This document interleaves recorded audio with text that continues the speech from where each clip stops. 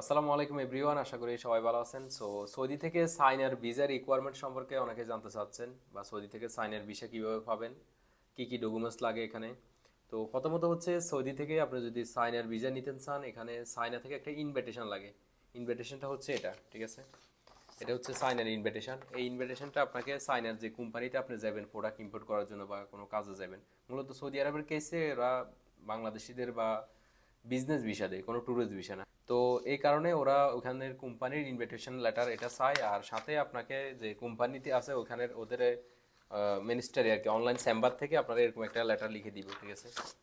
এটা minister of chamber থেকে লিখে দিবে, আর ওই কোম্পানির লাইসেন্সটা আপনি নিয়ে নেবেন আর কি সাথে। মোট এই তিনটে পেপার লাগবে আপনার: ইনভিটেশন, আপনার ফরেন মিনিস্টারি, আর হচ্ছে যে কোম্পানিতে আপনি যাবেন ওই কোম্পানির ট্রেড লাইসেন্স। এই তিনটে ডকুমেন্টস আপনি যদি সাইনা থেকে আনতে পারেন, বা আপনার যে সাপ্লায়ার সে যদি আপনাকে দেয়, তাহলে আমরা সৌদি থেকে আপনার সাইনার ভিসা করে দিতে পারবো। মানে আমরা আপনার বাকি ডকুমেন্টসগুলো সব অ্যারেঞ্জ করে ফাইল রেডি করে দিব, আপনি নিজে গিয়ে সাইনা এম্বাসিতে জমা দিবেন। মাত্র 3 দিনের ভিতরে আপনার ভিসা হয়ে যাবে।